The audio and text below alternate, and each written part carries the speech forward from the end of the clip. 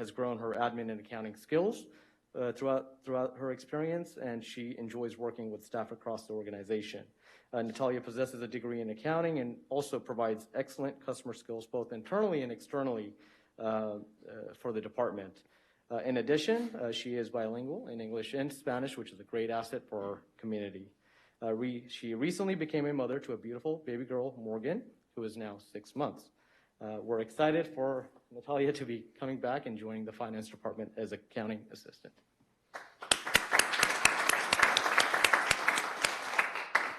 Good evening, Mayor and City Councils.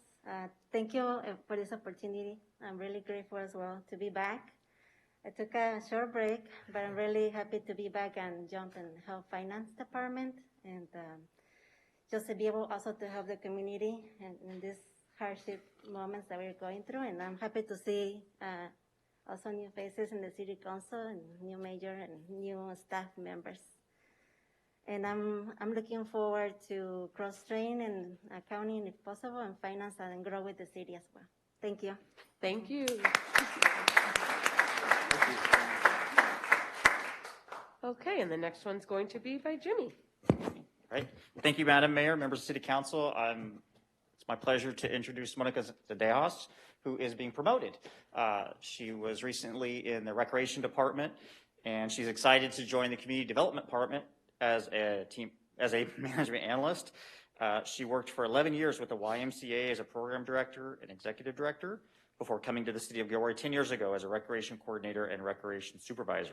Monica has over 20 years of experience in managing, directing, planning, budgeting, and analyzing, which allowed her to hit the ground running in this new role. Monica is a former collegiate athlete and a two-time All-American who enjoys hiking, traveling, going to the beach, and exploring new places with her husband and dog. Monica and her husband was born and raised in Gilroy, moved here 13 years ago. Monica feels blessed to be able to work in the community in which she lives. So, Monica Zedejas.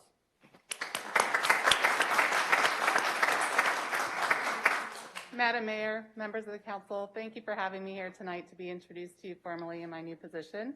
I am honored to be able to work for the city of Gilroy, and I hope to be able to support community development as we move forward with expansion and development in our community growing, and I feel most fortunate to be able to be part of this team, so thank you for the opportunity. Thank you. Okay, and Leanne, are you introducing the next one? Good evening, Mayor, members of the council, Leanne McPhillips. I am excited to introduce to you this evening Rigoberto Canella. We're welcoming him to the city of Gilroy as a facilities maintenance specialist. He will be working with Walter Dunkel, who's here this evening, and our small and mighty facilities team to keep our city facilities going strong. Rigo, as he's known by his friends, will work throughout all city locations to help maintain our facilities and the systems and equipment contained within. He has over 10 years of experience working in the areas of plumbing, electrical, carpentry, HVAC, and semi-skilled construction repair work. He is a wizard with tools and a master at diagnosing mechanical problems, and that will really help us troubleshoot many of the things that we deal with here at our city facilities. In addition to his extensive experience, he holds a certificate as an apprentice electrician. And he comes to us here at the city of Gilroy after a tenure as a lead operations and maintenance technician with Apple.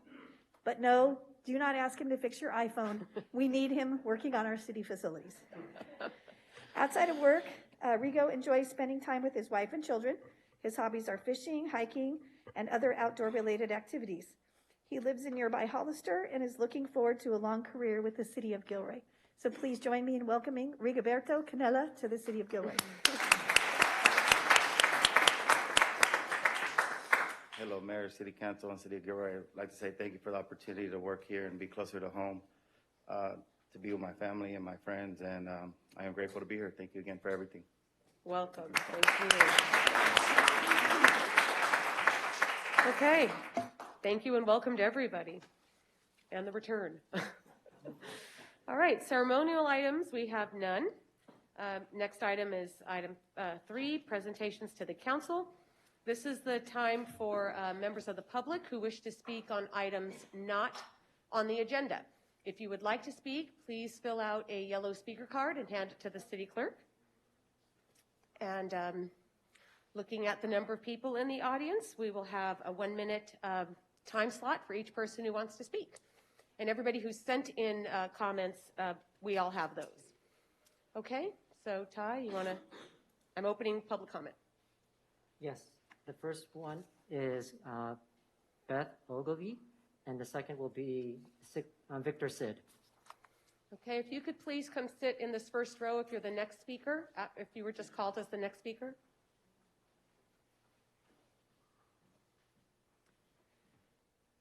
Good evening. Good evening. I'm, I'm sorry, I want to make sure you can see the timer as soon as he gets that up. yes. Okay, very good. It I says know, but he's, 2:57. it's not Okay. that, it's 1 minute. I don't know. Okay, He'll fix I'll it. be brief. Okay, My name is Beth Ogilvie, and I represent Star King Unitarian Universalist Church in Hayward. We've been studying the history of California, particularly the catastrophic impact of Europeans on the native peoples. This catastrophe began with the missions. The missions enslaved thousands of indigenous peoples, treated them brutally, and caused the death of 150,000. To memorialize this horrific time in our history with a new mission bell would be unconscionable. As a Unitarian Universalist, I believe we need to work towards healing the sins of the past, not glorifying them. So I ask you to respect the calls of indigenous communities and act to prevent this mission bell from being installed. Thank you. thank you. I need to interrupt the process right now because we're all required to wear masks indoors. So if you are not wearing a mask, you will need to exit.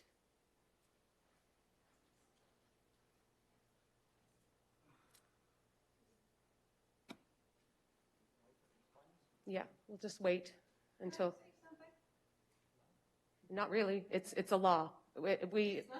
Well, it is here in City Hall.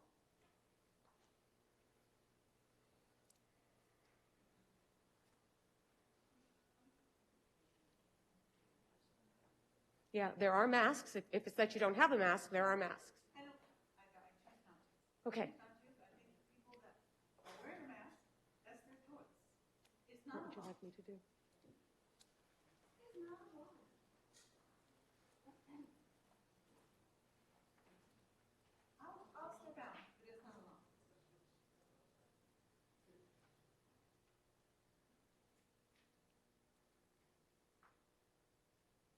Thank you. Ty, go ahead with the next speaker, please. Yes, the next one is Victor Sid, followed by Valentin Lopez. Just real quick, I think the homeless issues were brought up last week, so I just want to know if we can just put it on the record for last week's. Unfortunately, I had a death in the family, so I wasn't able to make it. So I'll just make it quick. My name is Victor Sid, and I'm an employee of 9015 Murray Avenue, LLC. And we're having some issues with the RVs and whatnot parked in there, okay? And I'm in charge of the cleanup in the area. Every year we do the cuts to make sure there's no fires, in our properties to avoid the fires. I've been working closely with the Gilroy Police Department to keep the area clean, and they've been coming out to keep our tenants happy, the community happy, and also our neighbors. The last 2 months we've been out there, we filled out 2 20-yard debris boxes with our employees. We've been paying for it. I've been picking up feces, 5-gallon buckets of urine. I've been to the Kaiser. I had to go to the hospital. I got an infection from that. Okay, they broke into our facility there. They broke the windows in the last 3 months.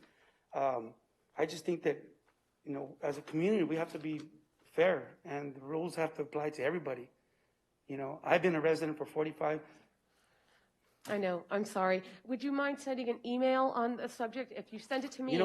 I've called, and I haven't got any response. I've actually called the. Please email me. Email you? Marie.blankley@cityofgilroy.org. Okay. Thank you. Thank you. Thank When's your you. next meeting, though? Because I will be back. January 24th. For the homeless? That'll be on the agenda? So when will it be on the agenda again? Sir, I can't have a conversation. Yeah. If you email me, I can, or you can email the city clerk at cityofgilroy.org. Thank you. I'm sorry. Next speaker.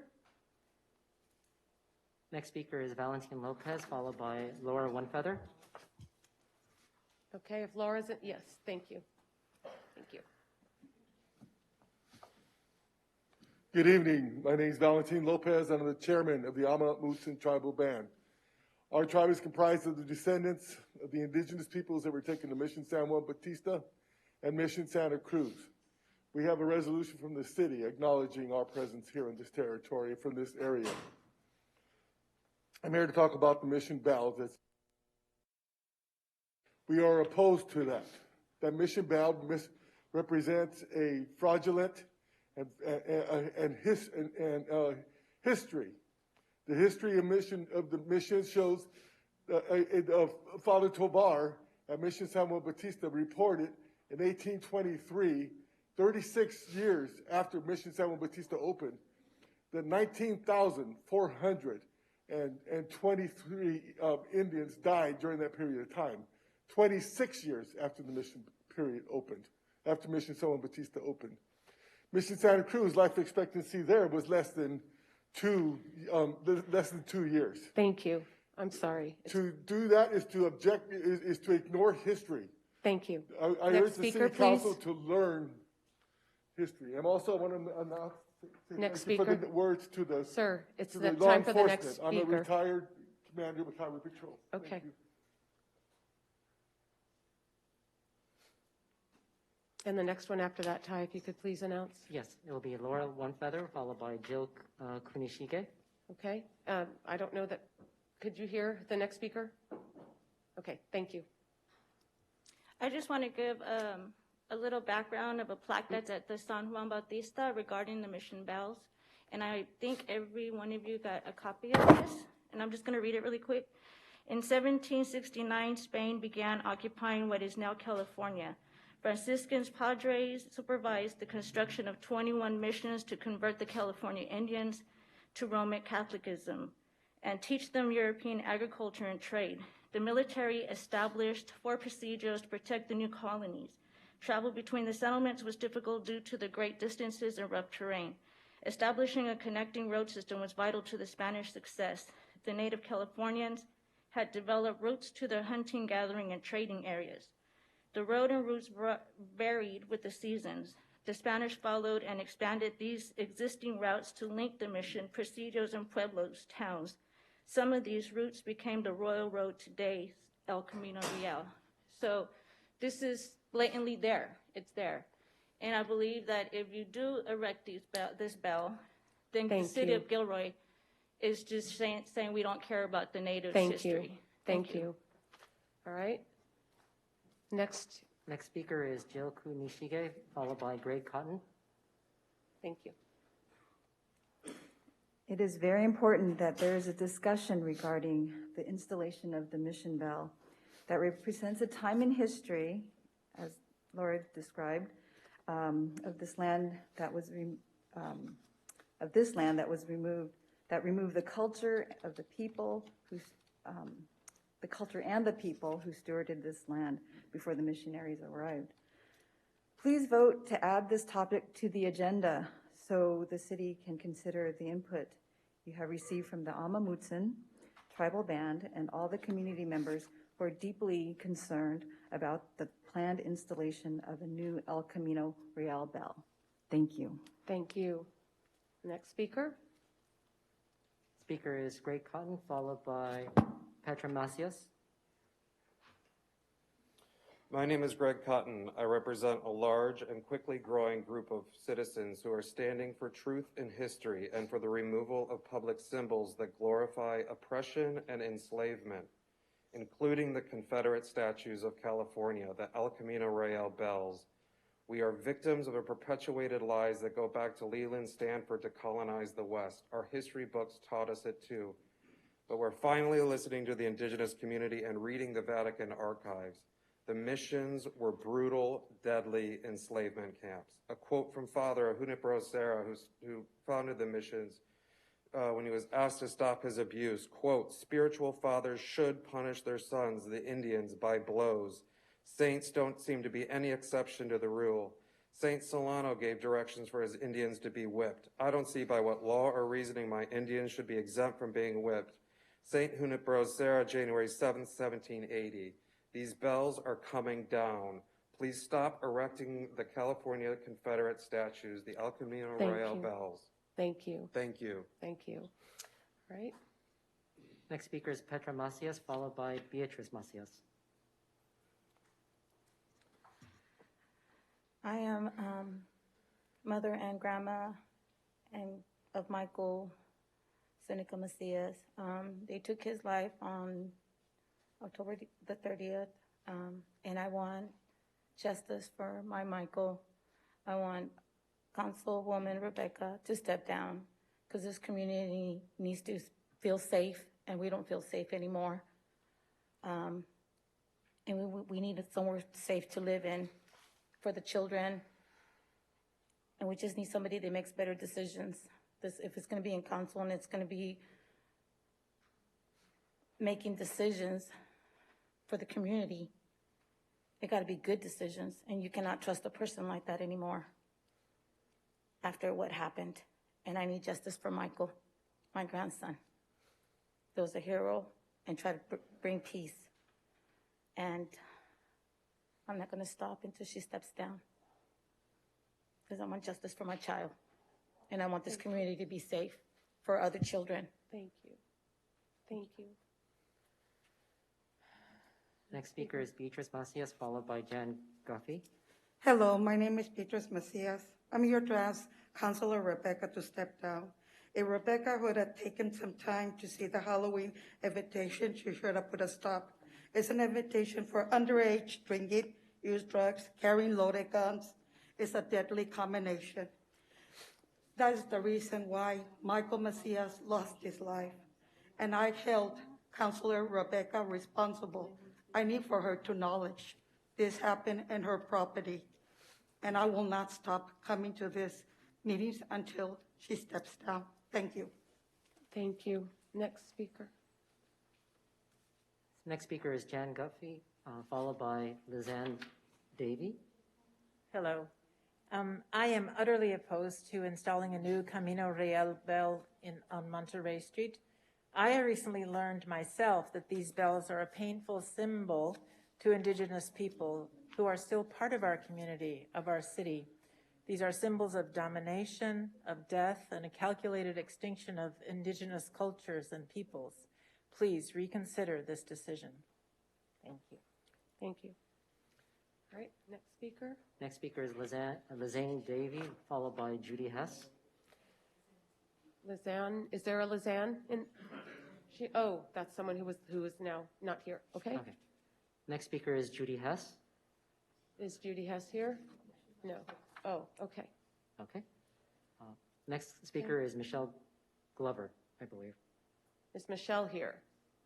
Followed by? Followed by Marcus Rodriguez. Okay, Marcus. Okay. I'm sorry, in the front row, can we, Mr. Kirkish? Thank you. Thank you. Okay, thank you. I am reading this on behalf of the ACLU of Northern California, who submitted a letter on this matter earlier today. The ACLU of Northern California exists on the occupied territory of well over 100 tribes. This land has been stewarded by Indigenous people since time immemorial. Through our Indigenous justice work, the ACLU of Northern California recognizes that Indigenous people continue to suffer from historic injustices as a result of their colonization and dispossession of their lands. For the past 2 centuries, federal, state, and local efforts have sought to erase Indigenous peoples completely. This began with the brutal mission system and continued through state-sanctioned and funded genocide.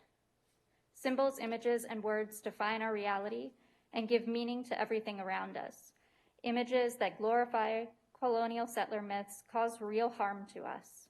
The ACLU of Northern California calls on the City of Gilroy to listen to Indigenous leaders and allies, calling on you to take action. We urge you to reconsider this decision. Thank you.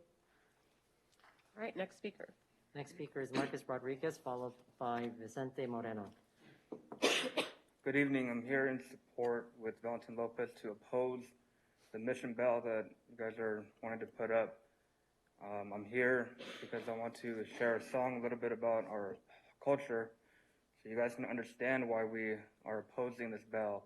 The mission bell represents genocide for our people.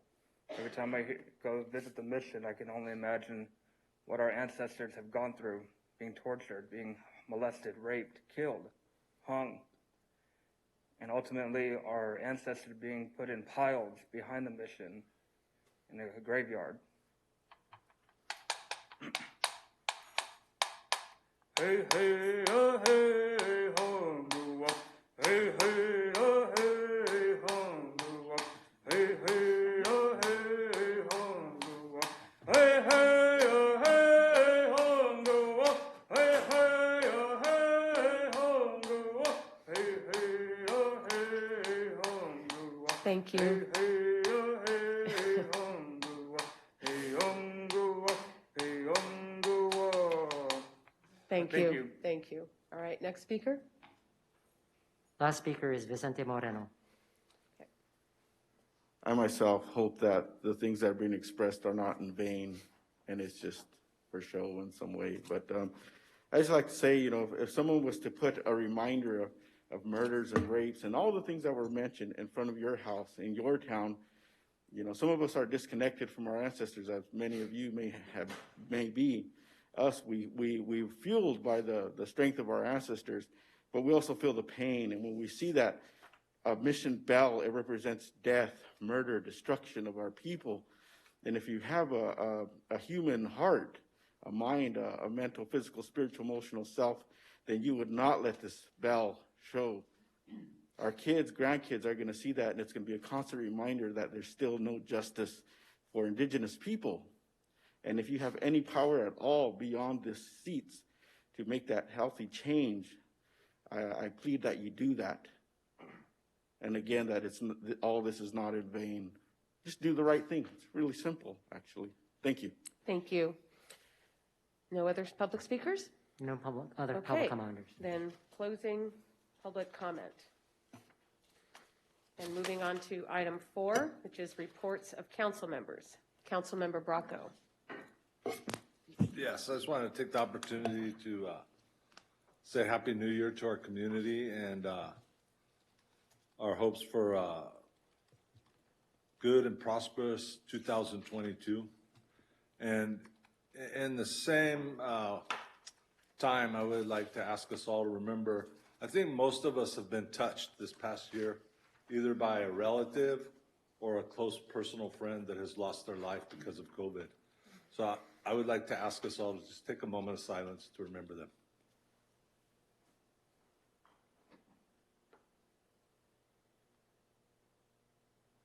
Thank you. Okay, Councilmember Armendariz. Thank you, Mayor.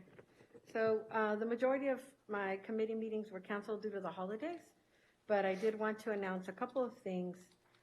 January 14th at the Neon Exchange from 1 to 4, there will be a health fair with free products, menstrual products, and also free adult diapers for those members of our community who need them. They can be very expensive, and so the county, in partnership with a couple other of our local health agencies, including the community health partnerships, will be holding a giveaway of those products for folks in our community at the Neon Exchange from 11 to 4.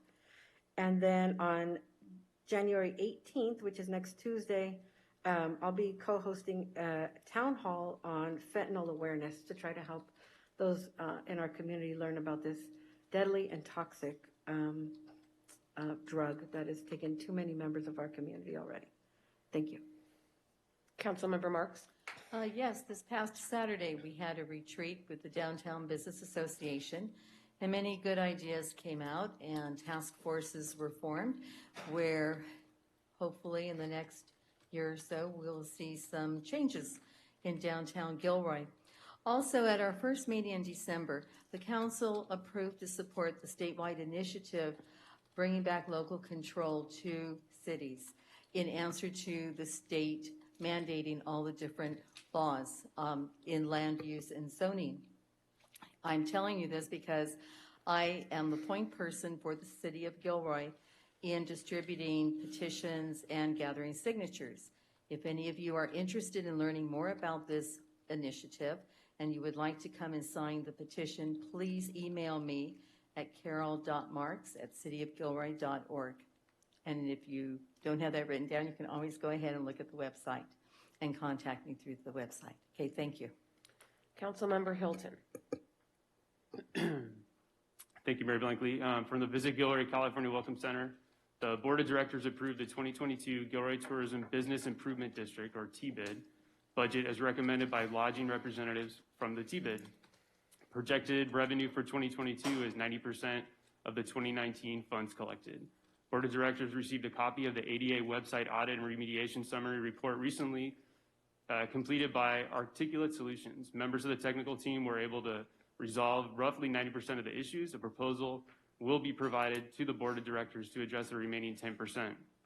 We also approved a letter alongside the Gilroy Historic Society that was sent to the city administrator and mayor regarding placement of California landmark signs along the Hecker Pass Tree Row.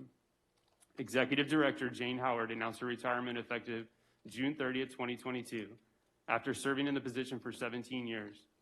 The Board of Directors will be implementing the previously approved succession planning document and has identified a succession planning committee to implement the plan. Lastly, tomorrow I have a meeting with the Silicon Valley Clean Energy staff regarding the progress on REACH codes and current draft building codes for 2023 adoption that will include all-electric construction for residential and commercial, along with EV charging stations in multifamily residential. Thank you. Thank you. Councilmember Tovar. That's right. Thank you, Mayor. First of all, I want to wish the entire community a Happy New Year.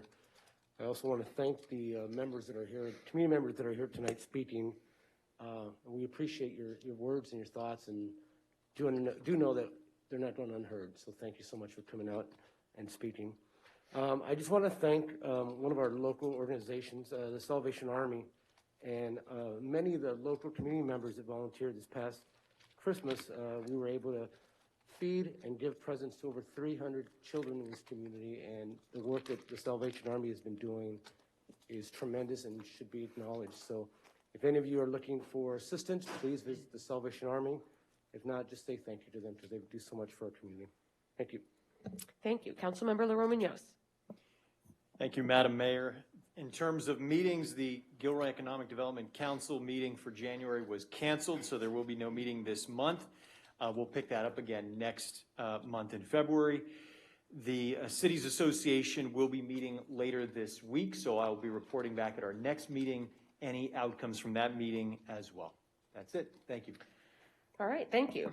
And my report, the Water Resources Committee, Joint Water Resources Committee met. Councilmember Bracco and I sit on that. And my report is to let everyone on the council and the public know that the biggest item we're working on is water purification, which is different than water recycling. Water recycling is something we do out of straw already, and that can be used for plants. Water purification is water you can drink. So that's what we're working towards here in Gilroy. And then on the BTA board side, one meeting was last Thursday, at our first meeting of the year, and Mayor Constantine and I are both pushing with South County here. We've got something going. Really trying to get BTA and some of our neighbors to the north to recognize the frequency with which they title documents as though the study includes everybody, and instead it stops at the South San Jose border. So we're making sure that gets repeated over and over and over again, and especially when it comes to congestion management and studies that are addressing that, which is what we had at this last Thursday's meeting. And then lastly, I want to point out that this city council did in fact direct staff to host a informational town hall regarding fentanyl and its dangers and all of that. And I was contacted by one of the parents who was working with Councilmember Daris, who was confused, thinking that what council member is doing was the city. And I just want to make sure the public understands that the city will be doing theirs, and what she is doing, she is doing. Okay? More is better, so that's great. Okay, and that is my report. And moving on to future council initiated items, and I would like to start that with a request that we agendize directing staff to contact Caltrans and request that they erect a California landmark sign for Highway 152 and the historic Theodora cedar trees. We were contacted thinking it was just simply making a request to Caltrans, so with the approval of this council, we will put that on the agenda so that staff can go ahead and make that contact to Caltrans District 4. What is the position of everybody here? That's fine. Okay. Does anyone else have anything before we move on? I do. Okay. So tonight we have the opportunity to not condone and not move forward with acknowledging historical wrongs, and rather the opportunity to honor those who have suffered, to honor those who have survived with one simple action. So we'll soon be discussing an equity and inclusion policy in this community and in the coming months. And I'm hoping that we can agendize a discussion to postpone the installation of the mission or the El Camino Real Bell until it can be reviewed by said policy. For too long, the voices of Native people have been ignored. They have been made invisible. And for hundreds of years, we have allowed this to happen. The Ama Mutsun people deserve at least... Okay, I'm sorry. This is supposed to be asking the council to make, right? I'm almost, so, yeah. No, but so you don't... my request is that we recognize their voices, we request what they've asked from us, that they deserve a discussion. And so I'm asking that we agendize a discussion about the bell. Okay, thank you. So she is asking that we agendize a discussion of the bell, so that would require, yeah. Please thumbs up or thumbs down. So I see 1, 2, 3 thumbs up, so that motion fails, or that fails to go. Okay, anything else? Is there public comment on this? No. Okay, Councilmember Tovar? Thank you, Mayor. I was hoping that we could agendize a discussion regarding the future of the Garlic Festival. As you all know, that's right around the corner, and this past year we had sort of the drive-through festival, and I wanted to see if we could have a discussion, maybe bring the association to sort of share what their thoughts about moving forward, because as you know, it's been in our community for many, many years, and I would hate not to have the Garlic Festival back up and running. I do understand there's still some, legal things going on, but I would like to maybe have them come present to the council and sort of see how we can work together with them to try and move this forward. Okay, go ahead, Councilmember Bracco, and then, I don't know, Jimmy, if you want to let them know about the meeting. The Garlic Festival's kind of out of our hands, but Tom Klein is working, I believe, with Jimmy. Exactly. And trying to come up with solutions to try to make it happen. Right, no, and I understand that. I mean, he's working with them, but I would like this to be an entire city council discussion, where, again, it's, yes, majority of it is out of our hands, but there are things that, whatever the solutions are, let's see how we can get involved and sort of help them move forward. So I understand there's discussion. I don't know what those discussions are, but it'd be right for us to hear those discussions. Okay, let's let Jimmy explain where we are. Mr. Tovar, if it would be helpful, I could, through my office, extend an invitation to the Garlic Festival board and see if they'd be willing to give a presentation to council and an update. I don't feel like I'm in a position with the information I have from them to do that, so I could certainly do that if that satisfies the council. Okay, great. Satisfies that? Okay. Consent calendar, item 6. If there are any council members who would like to remove something from consent, please say so now. Are there any public comments on the items on consent? There are no public comments on the consent. All right, I'm closing public comments. And would anyone like to I'll make a motion to approve the consent calendar? I'll second that. Okay, motion made by Councilmember Bracco and seconded by Councilmember Leroy Munoz. And that would be a digital vote. Except mine's not working. Mine's not working either. Mine either. We'll do a roll call vote then. Councilmember Almendarez? Yes. Councilmember Bracco, Yes. Councilmember Hilton, Aye. Councilmember Leroy Munoz, Yes. Councilmember Marks, Yes. Councilmember Tovar, Yes. and Mayor Blankley. Yes. All right, that passed unanimously. Item 7, bids and proposals. Award of a contract for SWECO review of planning application AS 21-13 and TM 21-02 for 6970 Camino Arroyo Development Project. And Jimmy will be giving that staff report.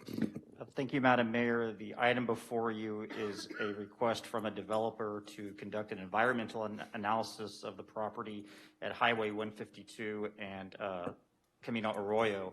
It's about a 10-acre site, and the application triggered the need to do the environmental. We are required to do it if we're going to review it, and this particular review is paid for by the developer, so the city is not on the hook for any cost here. There was a competitive bid process that had 5 responses. Staff is recommending that EMC Planning, who has worked on several of our projects and several environmental reviews within the city, be awarded the contract for $169,049 in order to perform the required environmental work. This is by no means approves the project. It's just one of the steps in the process that the developer is required to comply with. Thank you. Thank you, Jimmy. Okay, any council members with questions for Jimmy? Councilmember Armendariz? Jimmy, is this, how was the EMC planning chosen? Like, did we put this out to bid, or is it, they're just a favored? No, they were put out, it was put out to bid, and there were 5 responses. Those 5 respondents they're in the staff report, and they're listed as EMC, First Carbon Solutions, Stantec, SWCA, and CSG Consultants. Each applicant is evaluated and critiqued, and in many instances, if the work is very similar to work that the particular company has done before and the city was satisfied with that work, they tend to get a more favorable score. So it was a competitive process. Thank you. It's just I see EMC's name a lot, so, okay, thank you. Councilmember Bracco? Yes, Jimmy, when this was originally approved, it was approved as one big project, and then it would have other pieces of it. So how come this isn't covered by the original CEQA? Unfortunately, Mr. Bracco, you're getting into an area I'm just not the best at. Andy, do you have I anything can you could explain add? a little bit. It would be helpful. It was originally approved as the Regency project of a larger area, and there was a full EIR done, but that was close to 20 years ago. And so this study will look at the prior EIR, the new project, which is, I think, the last, and changes in laws, changes in the background areas that. So basically, this is a follow-up to use the prior EIR as much as possible with augmentation. Okay, got it. Yeah, and we do those. We run into that a lot because the laws change and then the facts change on the ground and so on. Anyone else? Okay, then do we have anybody from the public who would like to speak on this item? No public comment, Madam Mayor. All right, closing public comment. Anybody? I'll make a motion to approve. Okay. Second. Motion made by Councilmember Bracco and seconded by Councilmember Tovar. And my screen doesn't work, Mine doesn't either. and she left, so I don't know how she's going to vote. She just walked out. Well, she's absent then. Yep. So I'll go ahead and just do the roll call. Okay. I believe that her system is saying that she's still wanting to speak, so I don't know how to remove her off the system. She just didn't remove herself. Yeah. That being said, I'll go ahead and do a roll Please. call. Councilmember Armendariz is absent. Councilmember Bracco? Yes. Councilmember Hilton? Aye. Councilmember Leroy Munoz? Yes. Councilmember Marks? Yes. Councilmember Tovar? Yes. And Mayor Blankley. Yes. All right, that passes by 6 with 1 absent. All right, item 2, approval of the fiscal year 2021-2022 budget amendment, increasing appropriations in the amount of $63,502 and award of a contract to Burkett's Pool Plastering Incorporated for a base bid amount of $280,457 with a contingency of $28,045 for the Christopher High School Activity Pool Replaster, project number 22 ASD 271. And Walter Dunkel will be giving this report.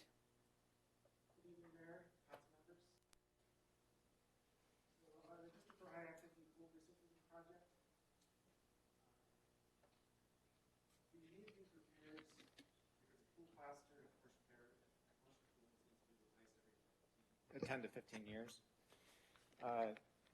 The current condition has large areas with spalling plaster. Then the Santa Clara County Health Department requires repairs for compliance and safety. And we need to proceed with these repairs to operate the pool for the summer. These are some pictures of some of the areas that we've done spot repairs on. So this is one of many areas where we've had buckling of the plaster that have required either underwater repairs or the water being removed from the pool for the repairs to be done. This is an area where the rebar is rusting through. An area just to the left of this had been repaired previously. And this is another area where the plaster is cracking and allowing that rebar to rust through. It's a little hard to see in this picture because of the contrast, but this is the spalling. You know, this is the large areas of spalling that we're seeing at the bottom of the pool. And it's it's important to get these repaired if we want to open the pool. We went through a competitive bidding process. There was no local companies that were capable that we found of doing this work. We notified 4 reputable companies in the region. An invitation for bids was advertised on November 5th, and bids were accepted on December 1st.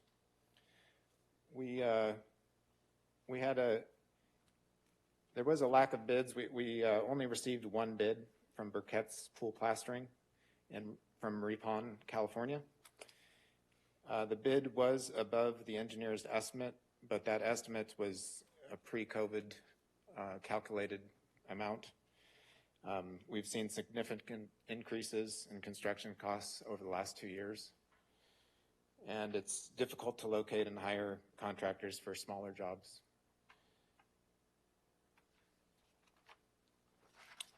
The project costs, bid came in at $280,457. We'd like to put a contingency of 10% in, which would be $28,045. The total project cost would be up to $308,502.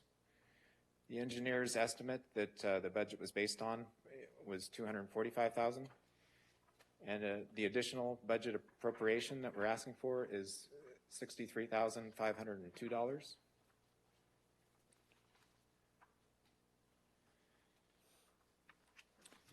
So our recommendation is to adopt a resolution amending the fiscal year 22 budget to transfer $63,502 from the Capital Projects Fund 400 to Facilities Fund 651 and appropriate the related expenditure for this project. And 2, award a contract to Burkett's Pool Plastering, Inc. for the same base bid price of $280,457 for the Christopher High School Aquatics Pool Replaster Project, number 22 ASD 271, and establish a contingency of up to $28,045, which is 10%, and authorize the city administrator to execute the contract and associated documents.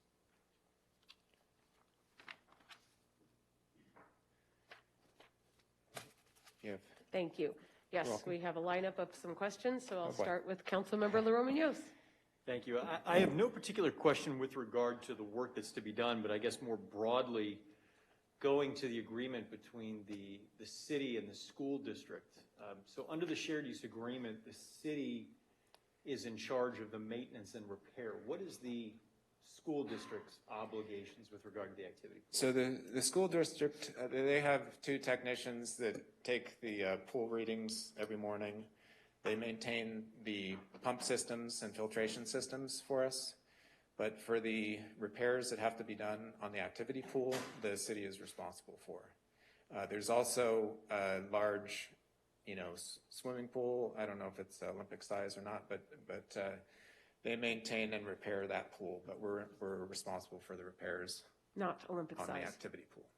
Gotcha. Okay. Not Olympic size. Okay. Yeah, I just wanted to make sure that I understood. Yeah, no, it's a little distribution confusing. between the two pools. All right, that's all I had. Thank you. Thank you for that question. All right, Councilmember Marks, I thought you were next, but you disappeared. I was, but Okay. that was my same question, Okay, so thank you. Councilmember Hilton. Thank you, Mayor Blankley.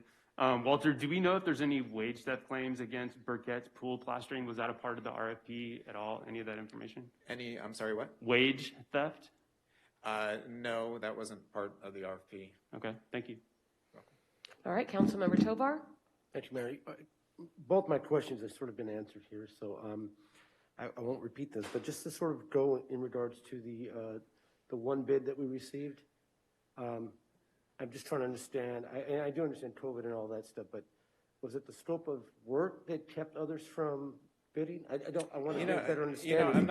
I'm not 100% clear myself, but we did have some interest. I had, a couple of questions asked of me from other companies, but only one, company came in with a final bid.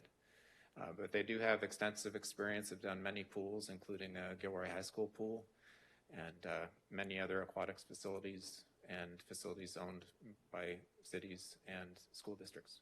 Okay, thank you. All right, Councilmember Bracco. Walter, is the pool going to be drained? Yes, the pool will have to be drained for this work. So right now, we don't allow our residents to drain their pool to do repairs, so why are we going to be doing this, what we don't allow others to do? Well,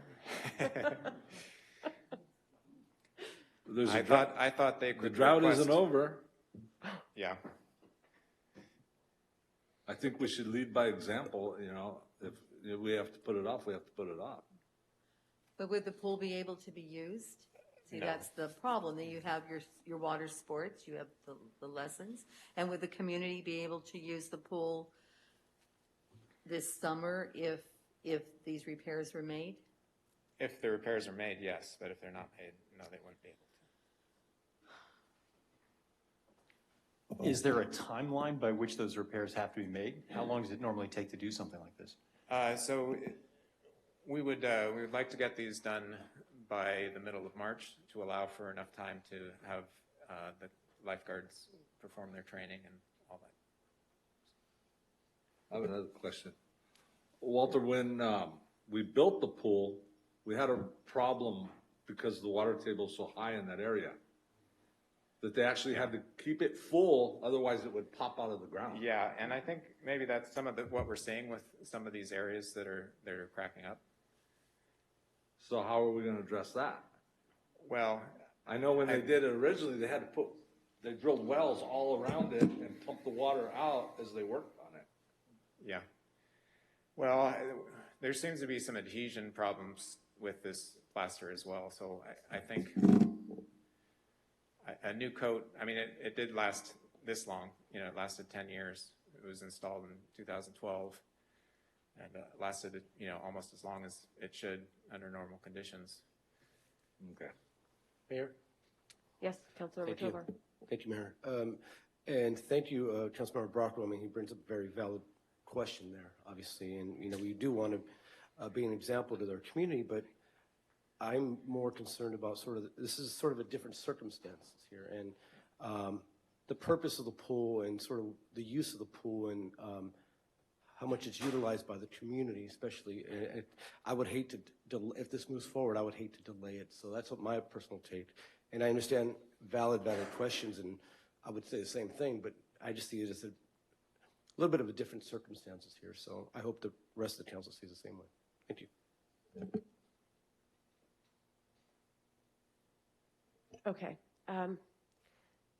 I know that the school, when it comes to water, we had this topic, had this subject come up with the school district using water to water their fields. The city uses recycled water, but the school district does not. So this is I don't really know how to vote on this for that, but that is a very good point to bring up. The consequence of not moving forward with it is that we don't have the water activities for another summer. With that, I'd like to ask if there's any public comment. Open the public comment and see what the public has to say. There are no public comments, Madam Mayor. No comments, okay? And Jimmy, you have something to add? Thank you, Mayor. I would Okay. like to qualify, it's the level 2 water restrictions that the city have, and pools are specifically acknowledged in that, and it's number 9 of the city's advertising for what you can and can't do. All new pools shall be required to have a pool cover or solar blankets to reduce the loss of water through evaporation. Refilling of existing private pools is prohibited except to maintain water levels unless the pool is in imminent danger of failure. I believe in the opinion of our facilities that our pool is in imminent danger, and public pools are specifically excluded from the water restrictions. Okay, thank you. Mayor, I would like to make a motion for approval. I think it's already- requested to speak first. Yeah, if Oh, that's okay. it's okay? Yeah. I didn't see that you requested to speak. Go ahead, Sorry, Councilmember Armendariz. Yeah, I just wanted to comment that more often than not, our public pools and the community pool, in particular around Christopher High, since we've closed the one at South Valley and didn't want to invest money in repairing that one, a great many number of kids from all over the community who don't have the privilege of having pools in their own homes rely on the recreation and the water sports and water fun that they can do for a fairly reasonable price, right, at the Christopher High pool. And so I think it's worth the investment for those of our kids who can't afford to do other activities during the summer. I think we need to invest in them, and that's for the community good, not, just for specific individuals. Thank you. Mayor? Oh, Councilmember Rocco? I just wanted to point out that the council did have any say in the South Valley pool. I caught The that. school district. I caught that too. She said, "We closed the pool." Yeah. We, this body did not. Yeah. It was a We school chose- district. We, Okay. this council chose not to spend any money on it when they could have. They No, could they have wanted spent to some. get rid of the pool. Okay, So that, that's, we could it's, have helped. it's, We could have it's, helped. it's, right, that "we" was not this council. Yeah, right. Okay, That's- we have a motion and a second, and would everybody please vote? Oh, this one has to be roll call. Okay, now we, I'm assuming the motion is for both items, the resolution and the contract, and the resolution requires a roll call, so you can do them both before the roll call. okay. Ty, take it away. Okay. Councilmember Armendariz, Yes. Councilmember Bracco, Yes. Councilmember Hilton, Aye. Councilmember Leader Munoz, Yes. Councilmember Marks, Yes. Councilmember Tovar, Yes. and Mayor Blankley. Yes. Okay, so we just passed both A and B, correct? Okay, on the agenda. All right. Moving on to item 8, which is public hearings. We have none. Item 9, unfinished business. This is continued from our last meeting, streamlining consolidation of cities, boards, and commissions. And this staff report will be by Jimmy Forbes.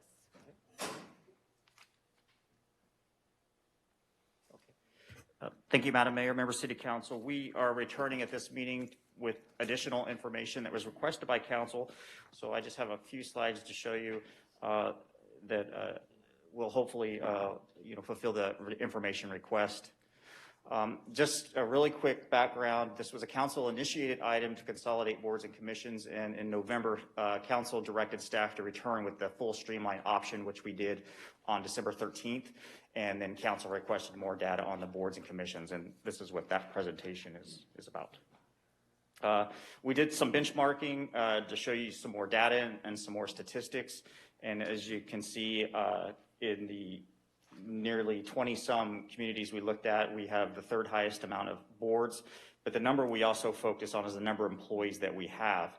And so our ratio of employees to boards is 20 employees for every board, and that is the second lowest ratio compared to Emeryville. I don't claim this to be a scientific analysis. We didn't go through and understand everyone. We wanted to give you some sense that we do have a lot of boards. I think that's shown in the data, but gives you another, kind of some context with other communities of our size and budget size. One of the questions that we were asked was board members removed due to absences in 2021, and there were 5 members removed, 2 from Arts and Culture, 2 from Physically Challenged Board of Appeals, and 1 from Housing and Neighborhood Revitalization. And then another question was board vacancies and recruitments. The recruitment process in one way, shape, or form made it onto 20 of our agenda items in 2021. To give you some context, we have 2 meetings a month typically. So you could say 20 to 24, 26 meetings. Almost every meeting at some point had something related to filling a vacancy. And then we did 1 annual recruitment that occurs early in the year. 19 relating to 7 rounds of recruiting efforts. So the first was the application, the interview, and then there was the appointment. So included the youth commission and replacing of the vacancies due to resignations or removals. The youth commission tends to have some turnover because kids move or they, kids just have things go on. They're kids, right? Total absences in 2021, we had 63 total absences, and almost half of them were unexcused, meaning they did not notify of their absence, and then the other half was excused absences. And you can see the breakdown of this as it pertains to each board and commission, and those that had high level of absences, arts and culture and the youth commission, and then those that did not. So just again, some more data that was requested, asking for the number of absences. This shows you too how boards and commissions have grown over time. This certainly is not 1960 any longer, but we did peak in 2014 with 15 boards and commissions, at 13 now. So you can see over the last 20 years or so it has grown considerably. And then the number of meetings we were asked about, and how many meetings were canceled. And we didn't get exactly into the reason why they were canceled. It could have been for a lack of quorum, could have been lack of agenda items, or just could have been COVID related in the beginning when we did struggle at first to get back on track with meetings. But you can see that for some boards and commissions, I'll give an example, the Personnel Commission, sometimes they just don't meet because they don't have items, and they do that. So again, not making any kind of judgment here, just giving you the statistics because that was what council had requested. Another area of analysis, again, not extremely scientific. I won't be able to give you a proof of the data, but we did do some polling with our staff and looking at agenda items and such, and these are the number of hours that we spend on each commission. So you can see that some of them are relatively, street naming committee has not met, and building board of appeals has rarely met as well, whereas some others do take up a lot of hours, between the housing and neighborhood revitalization committee and planning, which you would expect since it is one of the charter committees as well. It gives you a sense of how many hours we allocate toward staff time towards assisting these boards and commissions. So we've shown you that data, and I wanted to reiterate some of the reasons why we are recommending that council go ahead and adopt the full streamline. One thing that we looked at too is that before the pandemic, we had 284 employees. Right now we have 233, so we're down 51 employees with the same number of boards and commissions. Now that number is just a number, but the majority of positions that we eliminated were administrative positions. So those were a lot of the people who do work on these type of activities and do assist. So we have fewer people. One of the comments made by a commissioner was that they would like to see a consistent staff member. That is very difficult for us to do due to the reduction in staff and turnover. And so that is an area we agree that we would love to have consistent staff members, but we just don't have as many of them any longer to assist on these boards. And it will continue to be a problem with the level that we currently have. The recruitment to reach authorized staffing continues, but we will not be authorized to get back to 284. We're only at 258 authorized by council right now. So our number is not going to get back to where it was before the pandemic in the next several years. So that's a challenge that we have here within our own staffing ranks. Should council approve the recommendation, this has not changed since last time. It shows you specifically the 4 that would be consumed into other, like for instance, the Planning Commission and the Parks and Recreation Commission. And we would recommend a 6-month wind down period because some of these boards and commissions have work plan items that they would like to complete or that need time to be transitioned. and it also would enable them to have an implementation plan. And so one of the points we tried to make is that we're not trying to eliminate the public process, we're just moving it into a different area, into a different place where administratively it's more streamlined and less time-consuming for staff. So if they're part of the implementation plan is to move their current board into another board, how that actually occurs and how that functions within that board is up to them to determine with the existing board, and we will work with them in the next 6 months to do that and report back to council on how those functions still occur, just in a different manner. Fiscal impact, there will be some cost savings from staff time and resource savings, but we've not made that a major reason for doing this. Small cost reduction potential on training and business cards for consolidated boards, but that savings is most likely de minimis. It's just not a lot dollar. This is not a dollar motivated initiative. We did send the December 13th staff report and advised all boards and commissions of the item on December 22nd, and then we did provide them with a copy of the staff report. So we certainly made sure to make sure that all boards and commissioners and committees were aware of tonight's recommendation. If approved by council, staff will return with a second reading and adoption of the ordinance. And then, as I stated, any boards consolidated will develop implementation plans with staff liaisons and the inheriting board. So again, this is just kind of a summary of the consolidation purposes and benefits to reduce council burden of repeated recruitments for vacancies, reduce the opportunity cost by freeing up staff time to work on other city business, reduce the demand for board member candidates by reducing the total number of board members needed each year, and a small cost savings. One other area that we identified is for historic buildings, improvements would only have to go to planning commission. They would be able to skip one board. So in that instance, they would have a pure efficiency realization by not having to go to two different independent commissions. The recommendation is to adopt a resolution of the City Council consolidating the following boards and duties with the Planning Commission, the Housing and Neighborhood Revitalization Committee, the Historic Heritage Committee, the Street Naming Committee, and then a motion to read the ordinance by title only and waive further reading. And then lastly is to introduce an ordinance consolidating the Bicycle Pedestrian Commission duties with and between the Planning Commission and Parks and Recreation Commission.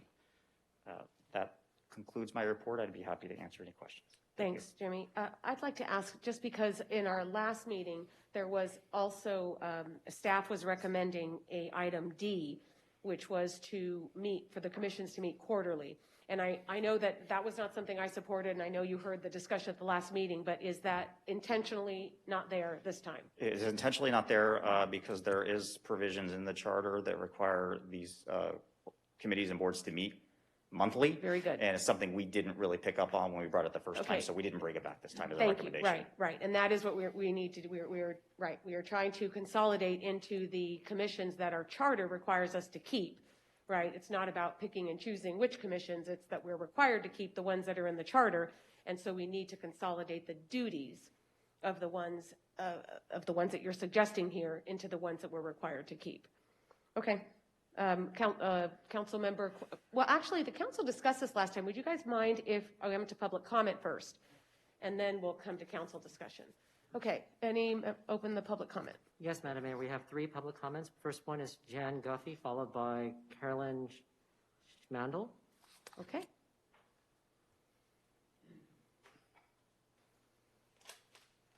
And the clock should be 3 minutes on these. Yes. Okay.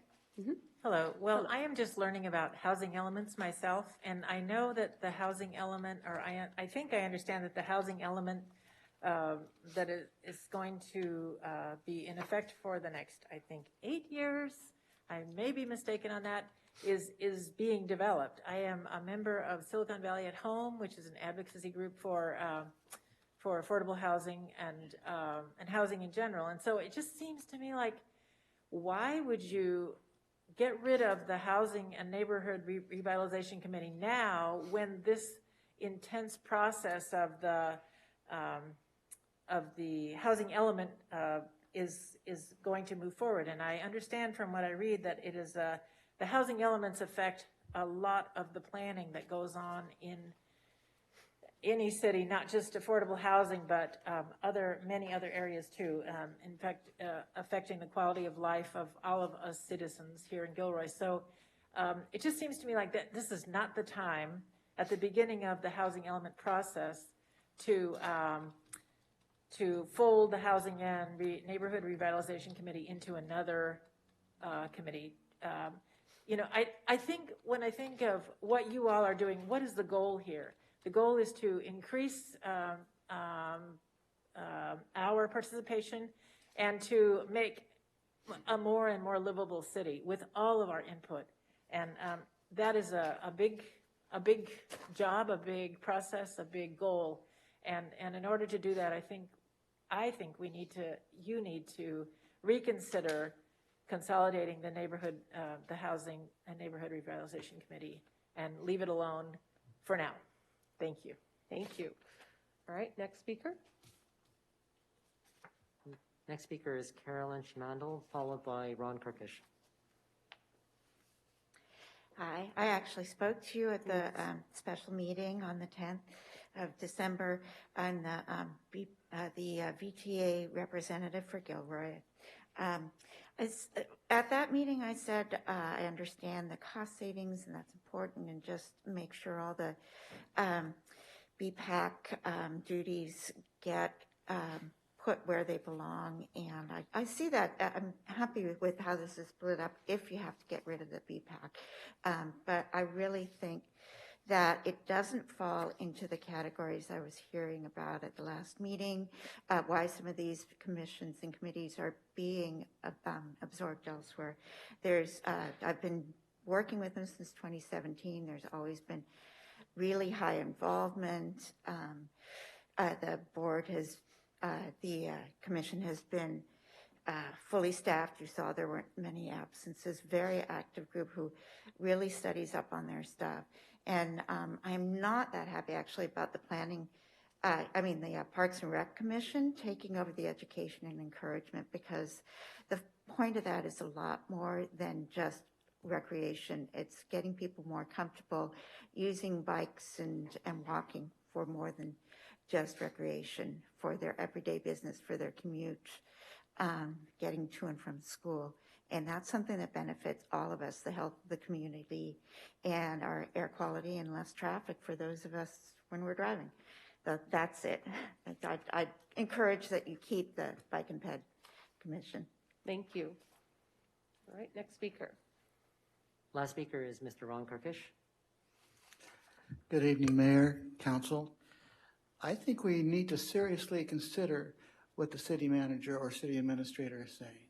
He wouldn't be up here, I believe, 2 meetings in a row now, saying that I need help. I don't have the staff, I don't have the time to deal with all the issues that these committees are bringing to us. He's pleading with you. If anybody should know, it should be our city administrator. So I appeal that you listen to him and seriously consider what he's saying. Thank you. Thank you. All right, no other public comments, so I'll close the public hearing and come back to council. If you would put your name up, and then whenever somebody's ready to make a motion, this will be 3 separate motions, just so everybody is aware, okay, of how this has to go. Okay, Councilmember Armendariz. I have a clarification question for Jimmy. We saw that there was 63 absences total.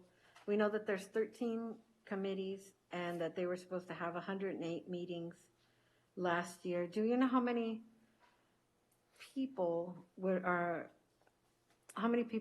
participate in our different committees? Like, how many committee members are there? Because I'm trying to do the math and find the percentage of absences that we had, because I think that's clearer than the data that we were presented.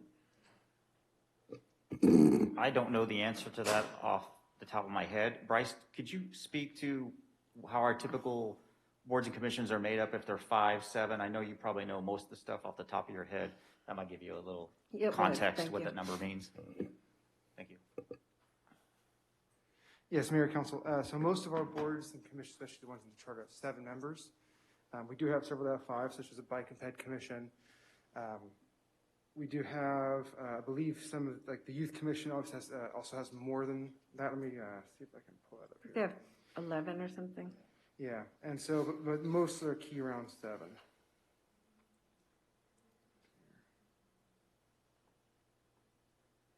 So if you were to take the average 7, you're understanding some are higher and lower, you would be around 90 to 100 commissioners, board Right. representatives. It's a good rough estimate. Thank you. And then, thank you, Bryce, too. The other thing I want to say is that I noticed that the amount of staff hours dedicated to the HNRC, it seems very staff intensive.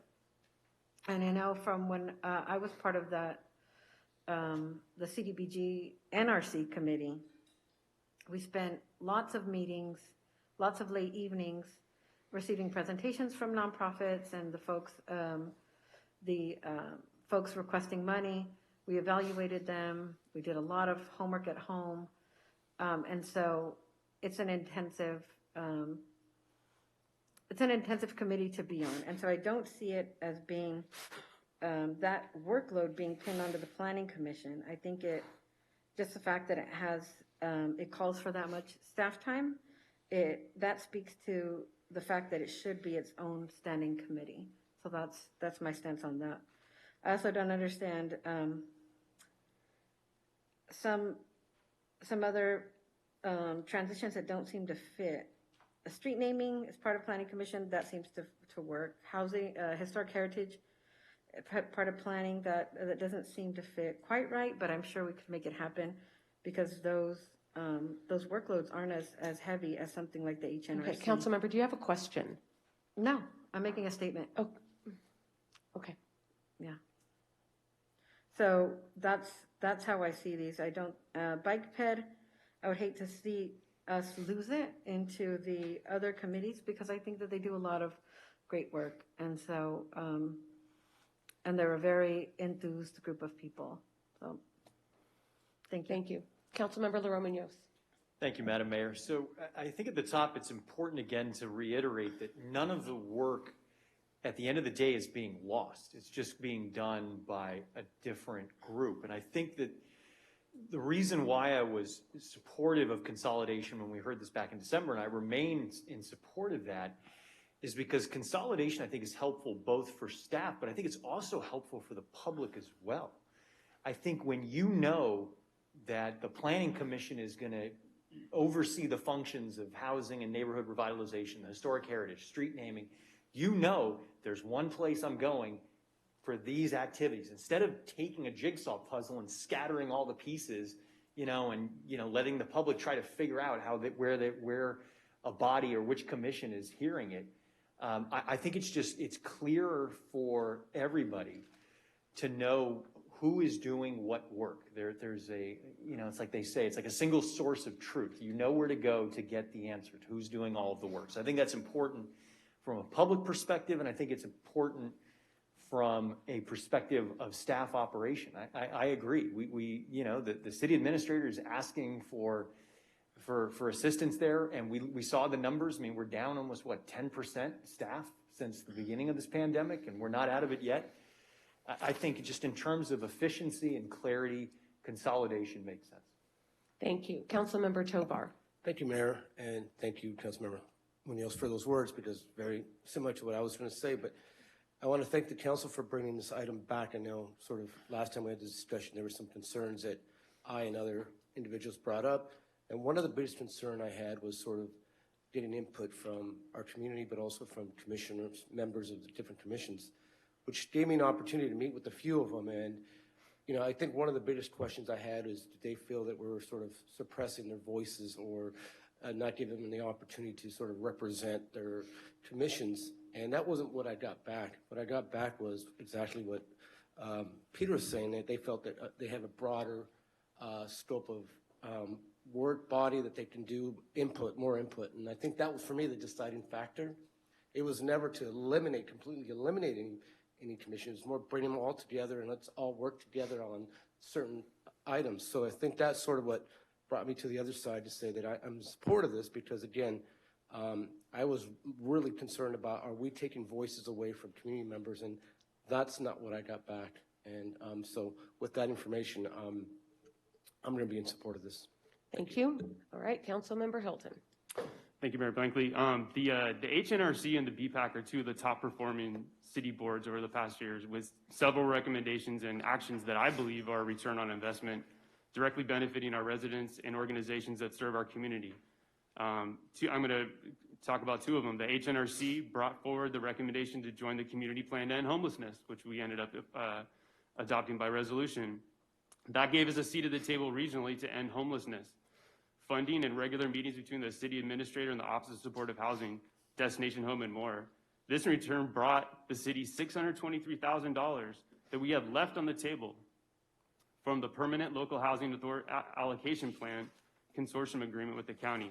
That all started with the Housing and Neighborhood Revitalization Committee. The Gilroy BPAC implemented the Measure B Education Encouragement funded programs, drafted the approved work plans, established public bike fund, continued to hand out free masks during COVID at pop-up events around the city, along with free bike lights. This in return has brought the city $206,000 with an annual allocation over the life of Measure B sales tax. That all started with the BPAC. Both have stepped up to provide an official independent public review of our policies and programs, and you can't simply roll all this institutional knowledge and experience into other boards and expect the same result. We are the final vote on policy, but we aren't the only ones that draft and study it. It's written into the bylaws and charters of duties and commissions. The Planning Commission doesn't do any advocacy work, and they don't have a work plan. They are purely a regulatory land use body that meets only when staff needs them. And as we can see from the hours, it looks like staff's going to be spending upwards of almost 500 hours on the Planning Commission. That's going to be a heavy workload for that board. So I will not be supporting this item tonight. Thank you. Okay, thank you. Okay, and I'd like to comment and agree with Councilmember Leroy Munoz and Councilmember Tovar that none of the function is being lost. We are trying to avoid having such a narrow focus for our commissions so that more commissioners feel like they have a greater purpose and can apply for commissions that do much more than just one particular subject, and thereby alleviate the need to manage over 100 people on the commissions. They can all still be just as engaged, and hopefully particularly with Bike and Ped, because being on the VTA board, that comes, I said this at the last meeting too, Bike and Ped activities through VTA and the money from Measure B are big, big deals, and it has been a huge struggle for me anyway since 2018 to get anyone from Gilroy or Morgan Hill to sit on VTA's Bike and Ped Advisory Committee. We just can't get that, and we could really use that. So there are plenty of avenues, and let's hope that or more people to do that. Sorry, we don't have it. There have been times when we're trying to get, and the same with Caltrain. Transportation, I should just say transportation in general, but mostly with Bike and Ped. So with that, I would like to make a motion. Or did somebody already do it? There's already a motion been made, but I want to make a point of order to that because that was a little bit of misinformation. We have a representative from the VTA. Yes, I see that. And Morgan Hill has one. And you said that they don't have one? We don't have as many. There have been times when we couldn't get people to volunteer since She's 2018. been on it okay. She has been on it since 2017 for Gilroy. Okay, well then I've been given misinformation by Manolo, or maybe that's been true, and we've been trying to get a second one. Mayor, I made the... I'm glad. Thank you. Who doesn't have a second one? There is no second. Okay, I'm sorry. We have a motion. There's been a motion made and a second. Would you like to? And yes, just to clarify, this is the motion for the resolution at the beginning. Right, item A. Item A. Okay. Councilmember Almendarez? No. Councilmember Bracco? Yes. Councilmember Hilton? No. Councilmember Leroy Munoz? Yes. Councilmember Marks? Yes. Councilmember Tovar? Yes. And Mayor Blankley? Yes. Okay, now we need a motion for item B, which is to read the ordinance by title only and waive further reading. Okay, are we doing this on the screen? No. Okay. I'll do roll call here. Okay. And who was the second? I'm sorry. Peter. Thank you. Councilmember Armendariz? No. Councilmember Bracco? Yes. Councilmember Hilton? No. Councilmember Leroy Munoz? Yes. Councilmember Marks? Yes. Councilmember Yes. Tovar? And Mayor Blankley? Yes. All right, and item C, we need a motion. So and- moved. Madam Mayor, I need to read the title Oh, of the ordinance. Okay.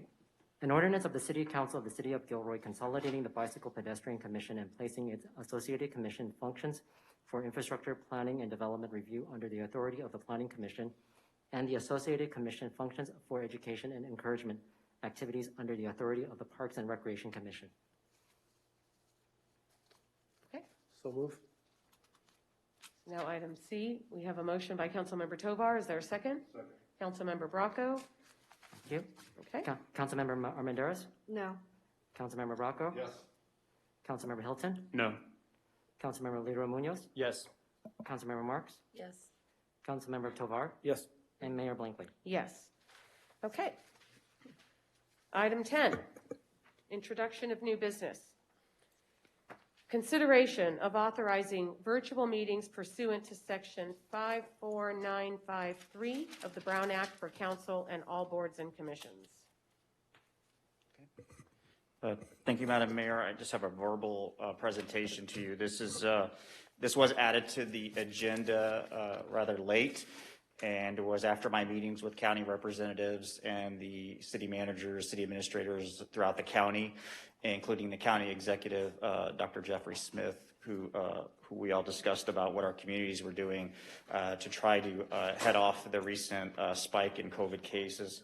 I'm not going to go through the data too much because I think that you've seen in your own readings and the news that things are not good right now.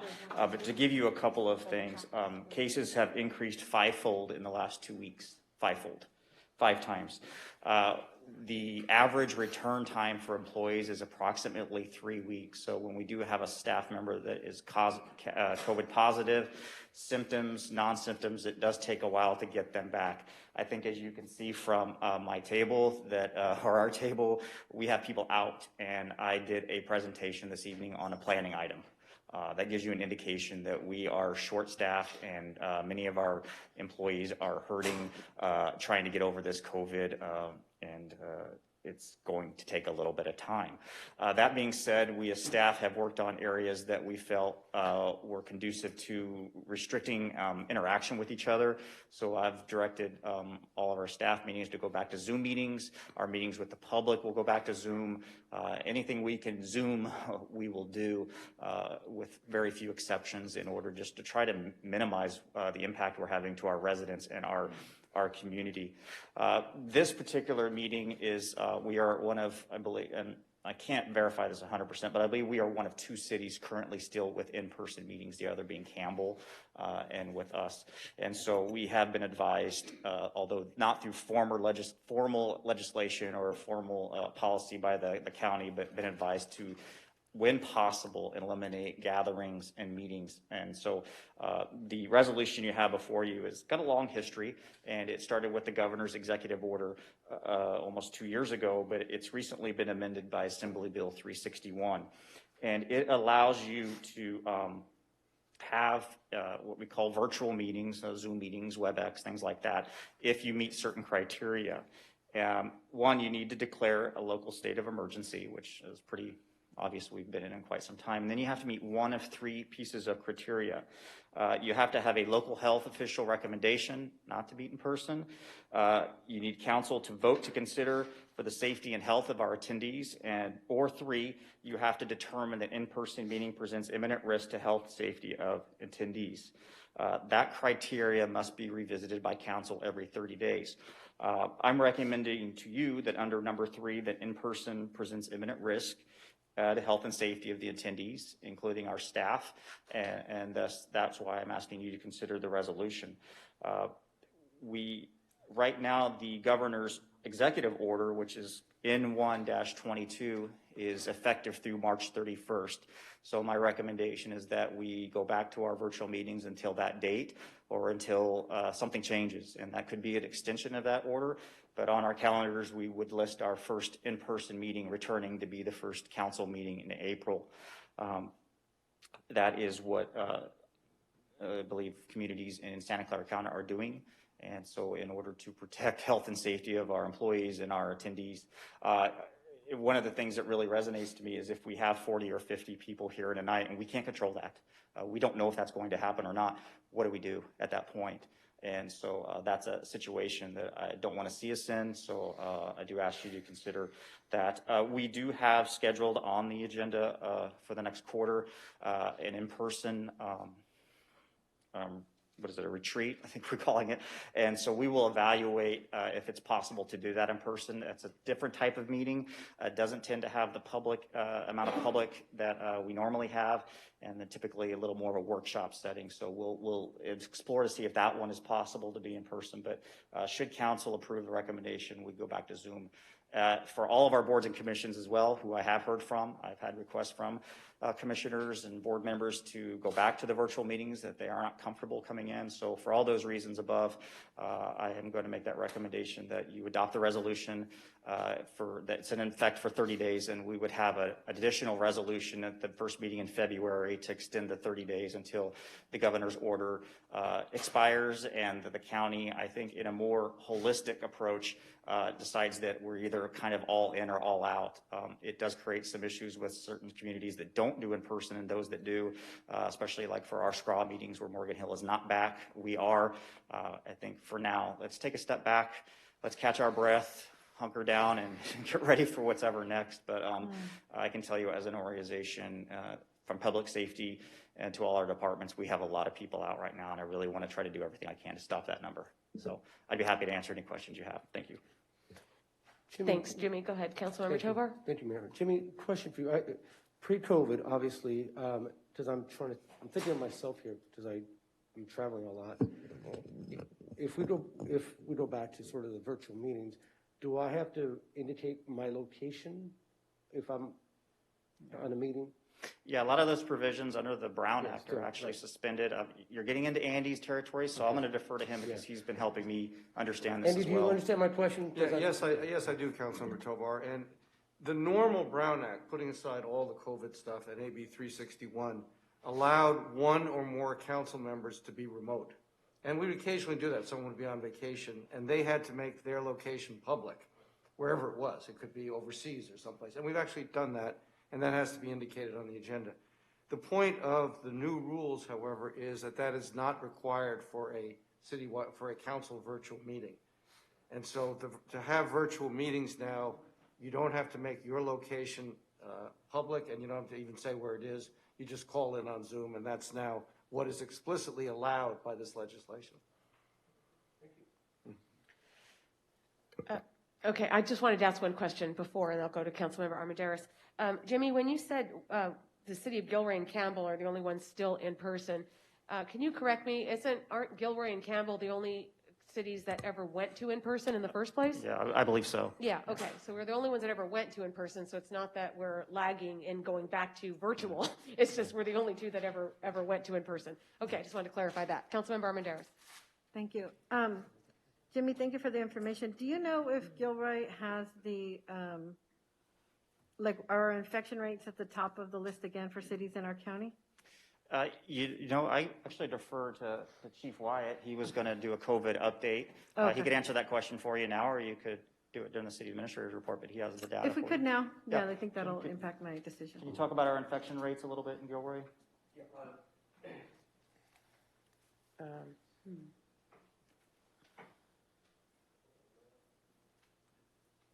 I don't have the specifics for Gilroy yet, but I can. I'm doing the research right now, and I can certainly report back to you. But just to give you just an idea, countywide, that's what I gleaned the report from. Within the since January the 1st, there's been 28,408 infections in the county. Jeez. To give it perspective, when we were at the height of the Delta back in August, there was 11,554. So it's more than double, almost triple. Mm-hmm. Just that was in a 30-day period. This is only in a 10-day period. Wow. So just to give you a perspective, I will say that there's hopefully I'm not taking too much. I will say on a positive side, the Delta demonstrated both in the UK and in South Africa that it was not nearly as deadly as the Delta. And we're seeing that very thing in this county.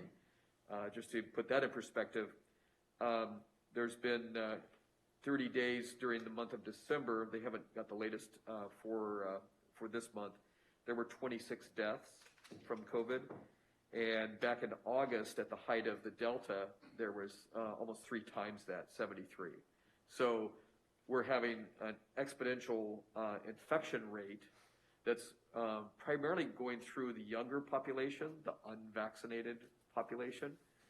That was to be expected, not to this degree, obviously, but certainly the death rate has been considerably lower. So that's all good for, if you want to look at it from a positive side, good for the community as well as for the county. Okay, thank you. I'll take any other questions you might have. Thank you, Chief, that's all. Okay. From me. Thanks. Appreciate that. Okay, Councilmember Marks? I just have a real problem with this because Omicron is basically mirroring colds. And for the vaccinated people, they're having runny noses, a cough, and they'd be running around, 3 years ago with the cold and the flu. The death rate is way down. It seems like the people who are getting really sick are the unvaccinated. And to me, that's their choice. They chose not to get the shots. But I just feel like the rest of us who did get vaccinated, we took the booster, and we're still being punished. We're still being, forced to go home and stay home for our Zoom meetings. I did not like it when we were on Zoom. We had bad behavior of people who were calling in. I think if we had some restrictions on when a caller became very rude towards the council, they got cut off. I'd feel better with that, but when you just have to sit there and listen to it and take it, that's just out of line. I don't know. I guess that's just basically all I want to say is that I am not in favor of going back into Zoom meetings, and there'll be a no vote for me. Thank you. Thank you. I have some questions for Andy on this. I don't want to go back to virtual either, but I am sympathetic or empathetic to what Jimmy is telling us and how this affects staff and everybody coming back. But I do have some questions that I would like to understand before we go back to virtual, given what it was like before.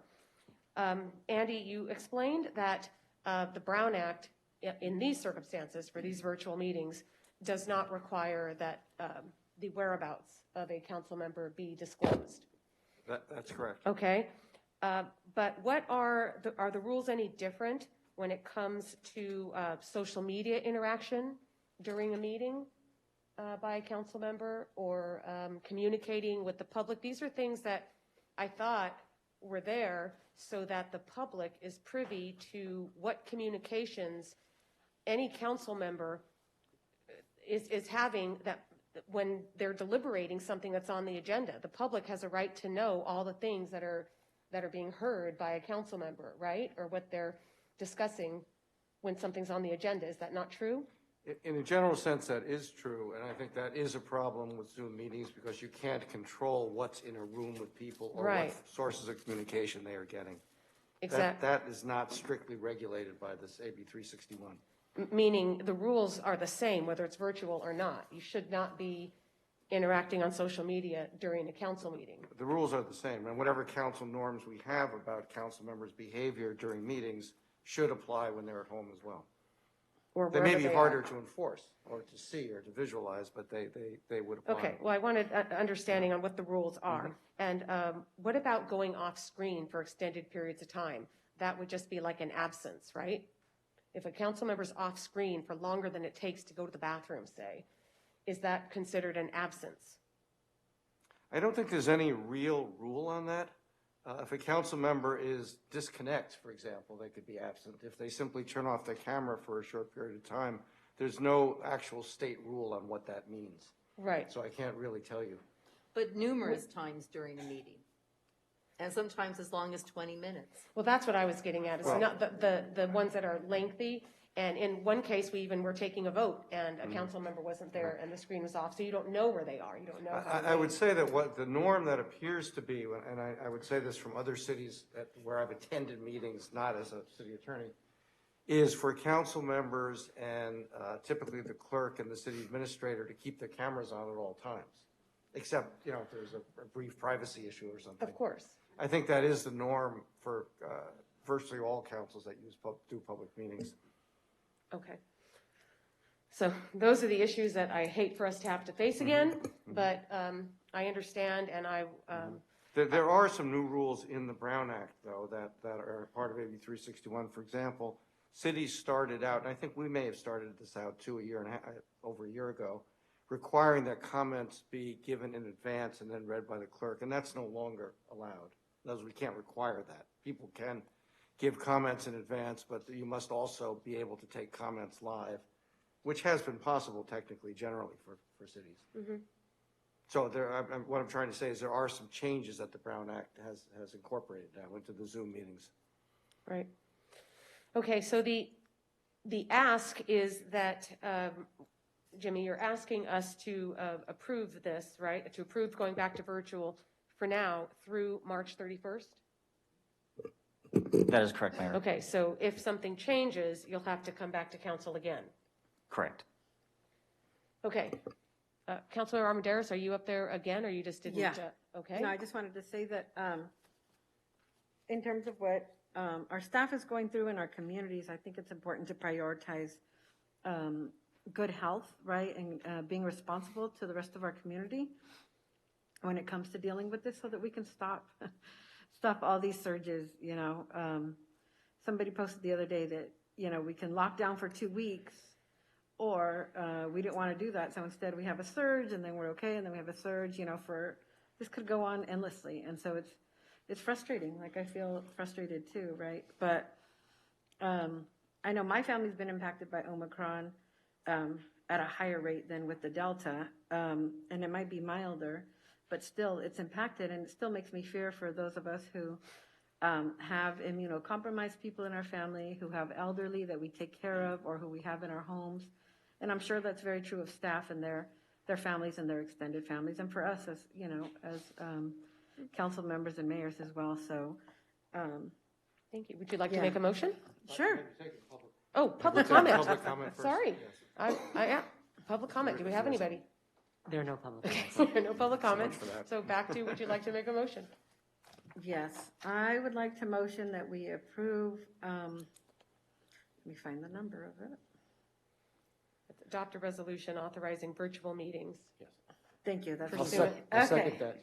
Okay, so a motion was made by Councilmember Armendariz and seconded by Councilmember Tovar to adopt, can I read it, or do you want to? Yeah, go ahead. Okay, to adopt a resolution authorizing virtual meetings, I'm going to insert through March 31st pursuant to section 54953 of the Brown Act for council and all boards and commissions. Okay.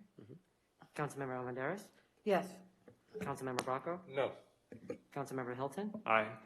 Councilmember Leroy Munoz? Yes. Councilmember Marks? No. Councilmember Tovar? Yes. And Mayor Blankley? Yes.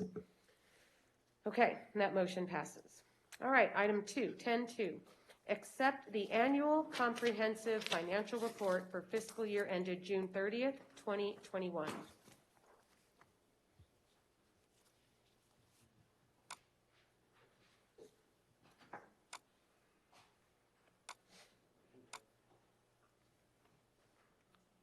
Yes, first out. Thank you.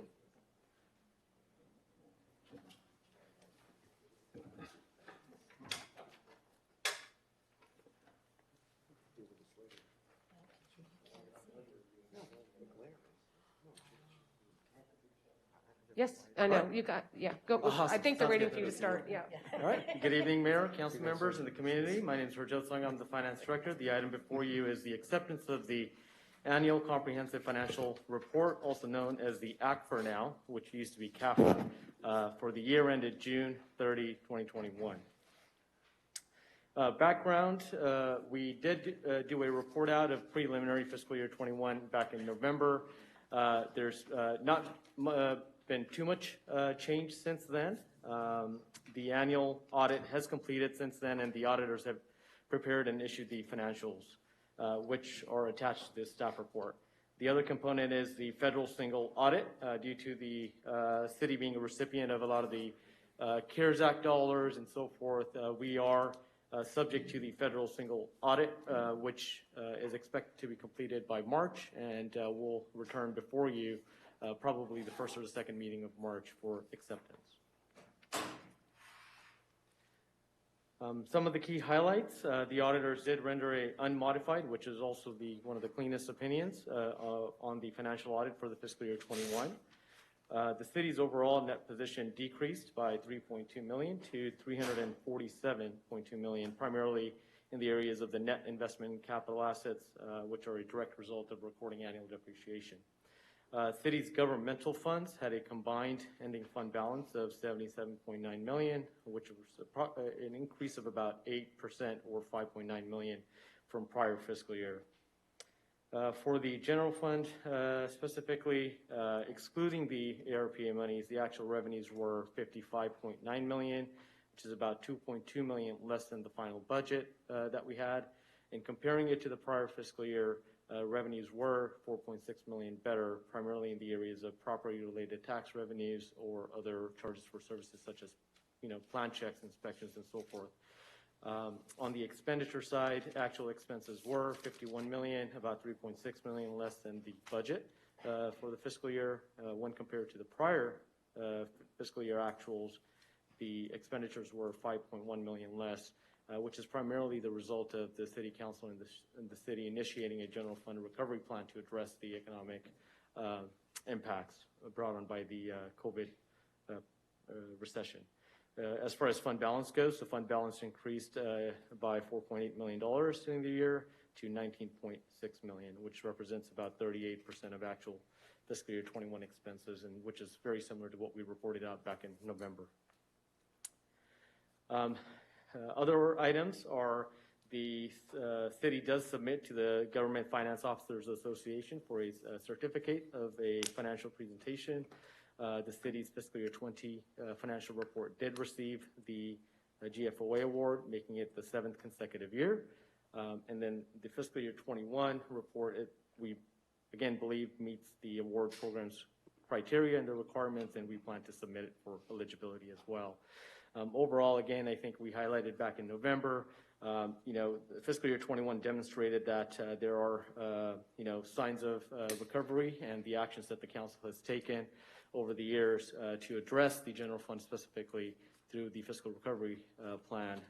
The fruits of those decisions are starting to show, and we are cautiously optimistic as we kind of add into this fiscal year 22. And staff will be returning, before you pretty soon for another mid-year update and with any related adjustments that we're going to be recommending. Really, the recommendation tonight is to accept and file the audited comprehensive financial report for the fiscal year 21 before you. With that, I'll be happy to answer any questions. All right, thank you. Council members, any questions of Parjot? All right, public comment. Do we have anybody wishing to speak? No public comment. All right, closing the public comment. Just accept report, so if no one has questions, we can move on. All right, thank you. Thank you. Aren't you glad you came to Gilroy? Just kidding. Okay, we are on to item 11. Wow, City Administrator's report. Jimmy, I'll let you announce how you're handling that. Thank you, Madam Mayor. I'm going to do some shuffling here on the City Administrator's report as we've already done the status of in-person council meetings. First, I'm going to talk a little bit about citywide road repairs, and then we'll finish up with any questions you have for Fire Chief White about our COVID-19 update.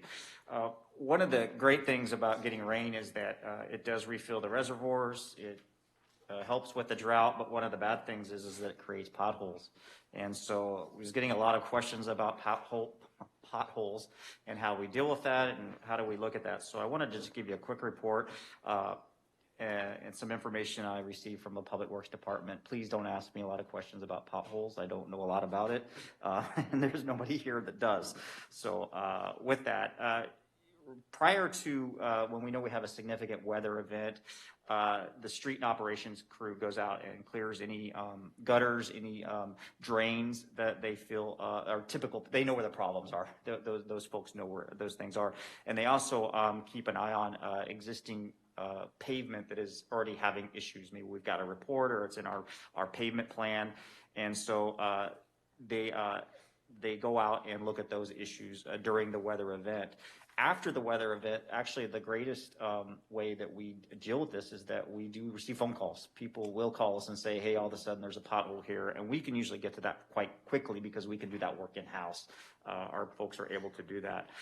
So that is one way in which potholes are fixed, usually by communication from the community. But one of the other questions that we got is that we've had an enormous amount of utility work for undergrounding, fiber optic, all kinds of utilities. And so the responsibility of that repair is on the vendor, on the person who created the cut in the pavement.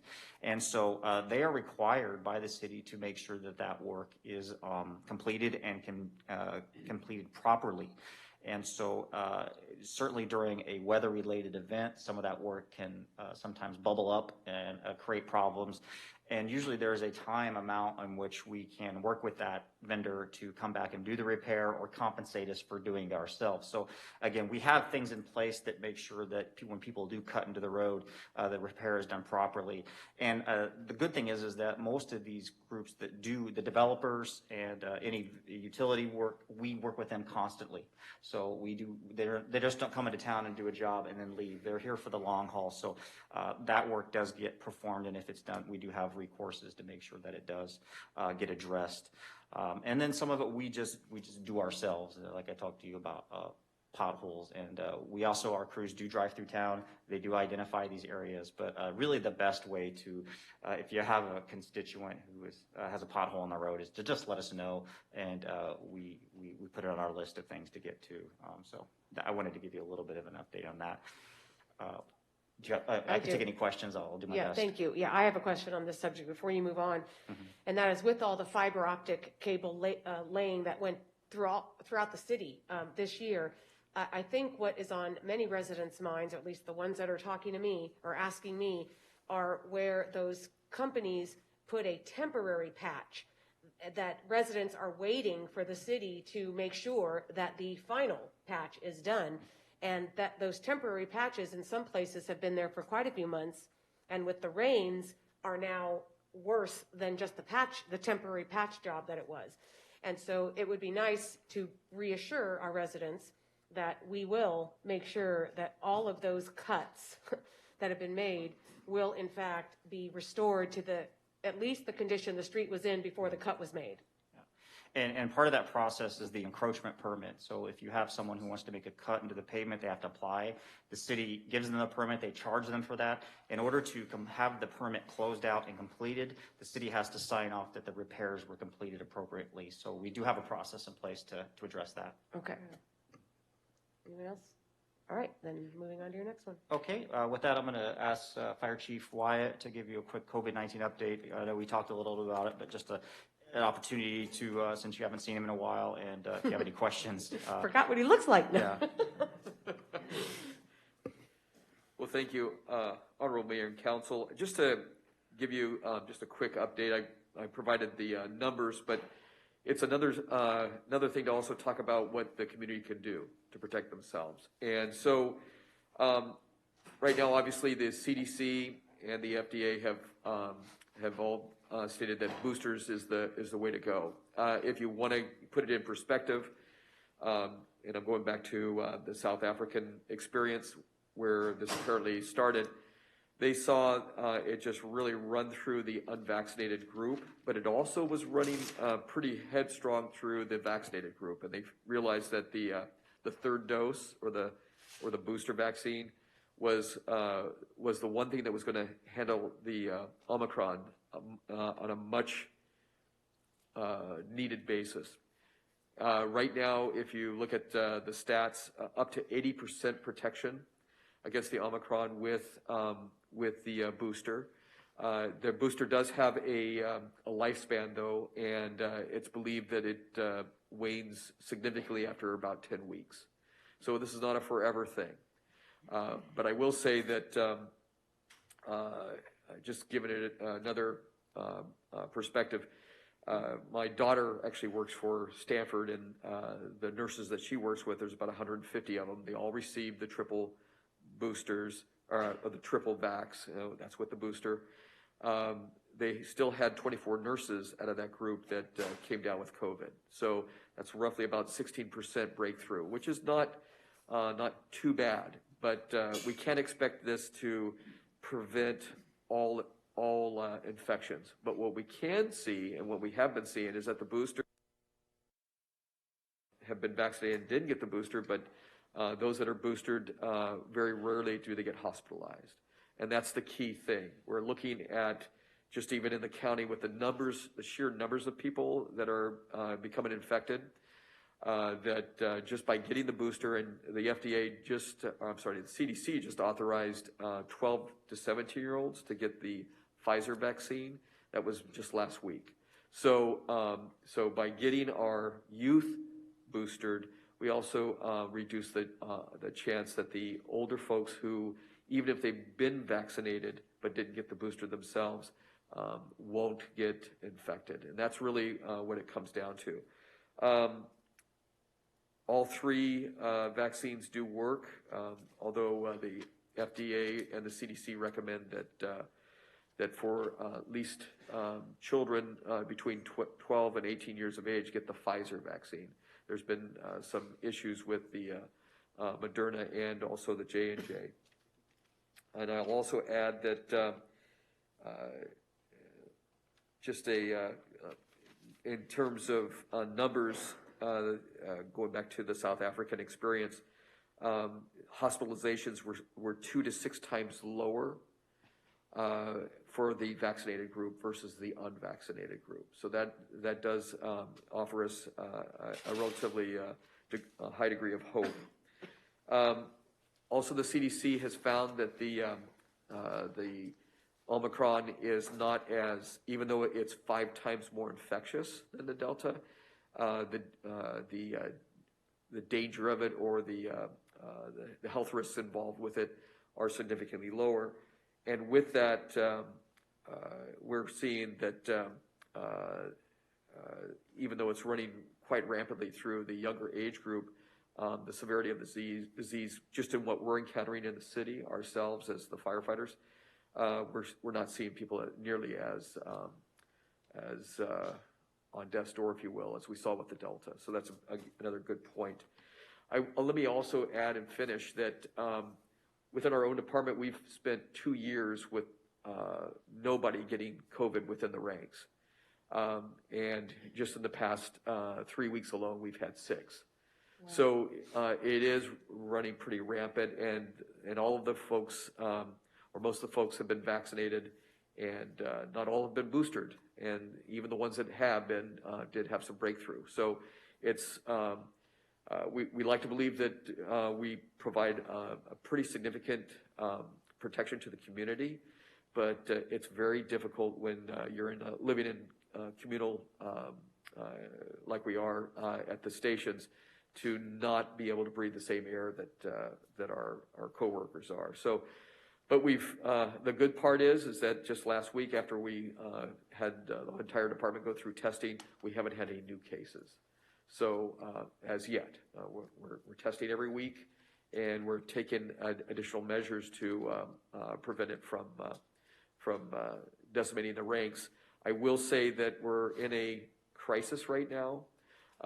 From a healthcare point of view, ambulance in particular, we've had some extraordinary long response times of the ambulance company because their working group or their firefighter or their EMTs and paramedics have it's run significantly through their ranks as well. Roughly about 30 of them have called in sick, and that's a significant part of their workforce.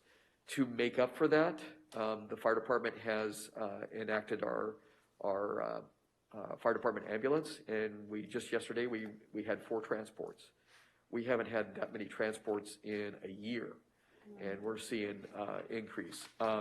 Also, again, another thing that the fire department has accomplished with the Santa Teresa unit being the ambulance, it's running all throughout the city, but we just had a CPR save just last week, a 42-year-old who, first-time event, and went into cardiac arrest, and we got there pretty rapidly. We gave the early CPR and defibrillation, and I can say that this person is now talking and will probably make a full recovery.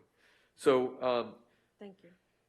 in spite of all that's going on, I want to assure the residents that they're well taken care of by the fire department. We recognize the importance of what we do, and we're taking every measure we can to make sure that we are up for the crisis. We've been doing this for 2 years, and we can do it for another 2. Thanks, Chief. I have a question. Yes, ma'am. And if you can even remember, because early in your talk, you said something about 10 weeks, and I missed what you were talking about. Yes. Do you remember? Okay, what was 10 weeks? Yeah, 10 weeks is the length of time that the booster will last to prevent severe infection.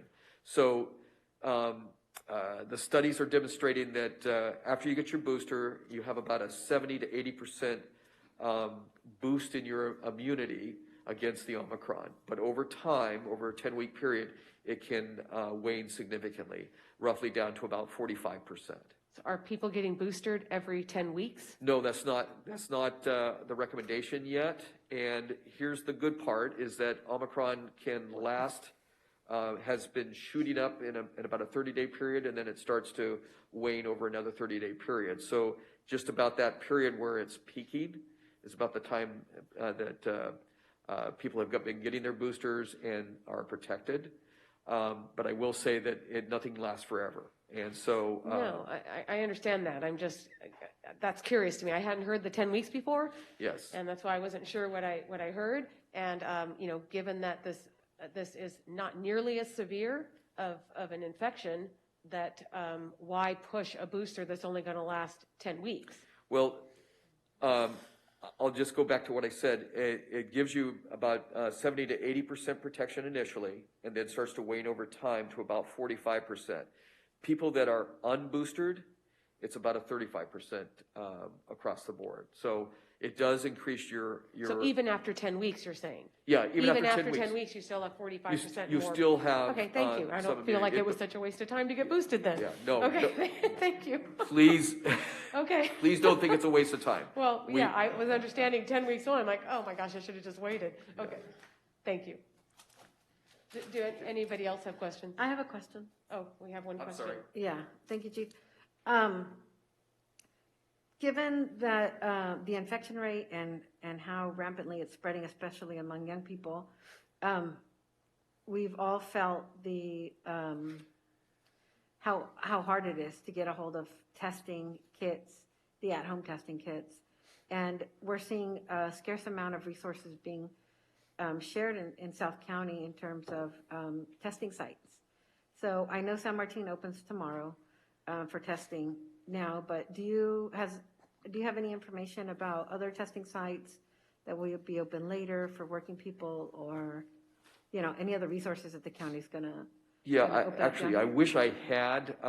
We were disappointed that the De Bono site was closed down. Yeah. Although I do understand the reason why. To leave the numbers were so great in the number of people that wanted to get tested, and many of them were sick. To leave them outside in the cold and the rain, the decision, I believe, I didn't ask the county health, but I could see the reason why, to go down to the San Martin Highland at Monterey facility. It's a drive-through, so you can stay warm in your car. You get tested. Your entire family can get tested, and if it's raining, it doesn't matter. And then you move on, and it's more efficient. So I believe that's the reason why they have so many resources that they can devote. I appreciate them being open, and it's very efficient and it's run really well. I'm just wondering, are there going to be any additional sites open in South County that you know of? Not that I know of. Okay. Thank you. Thank you. Councilmember Tovar. Thank you, Mayor. Chief, I want to commend the school district, because I know they were distributing home tests. Yes. And I had a chance to go by there both days, and it was great to see. And again, I don't want to make a false statement here. I just want to get your feedback or your opinion. I'm hearing from folks, yeah, I got the home test, I did it, and it said negative, and then I went, I was positive. I don't know how accurate that is when someone says that to me, but any feedback in regards to sort of the accuracy of those home tests? Yeah, they're actually, people talk about the accuracy. Their sensitivity to the virus is not as great as the PCR test. That's the one that they actually run through their lab, that you get at the site off of Highland or San Martin site, and that's what the CDC recommends. They recommend that you use the home antigen test, and if it's negative, if you're still symptomatic, get the PCR test. If your antigen test shows that you're positive, then you don't have to get the PCR test. What we use and what the CDC recommends is to get my workforce back to, well, the city's workforce of firefighters back to work sooner, is that after 5 days, instead of going through a PCR test, we would have got the PCR test earlier as a baseline, and then at the 5th day, use the antigen test to see if their viral load is high enough to be detected. If it's not, we can have them return to work with some precautions. So that's the usefulness for the antigen test. If you start off with a positive test, and after 5 days you check it again, now you're negative, the chances are that your period where you're most infectious has dissipated.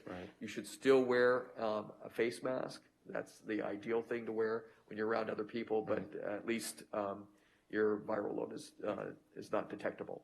And thank you for that information. And again, I commend you and your entire staff for what you guys have done for this community. I ask those questions because, I am sure everyone's pushing folks, go get tested, and sort of there's a home test, but then there's those other individuals that don't want to go get the test from a site because they think that they're going to still stick a swab all the way up to their brain, and I think that kind of scares people away.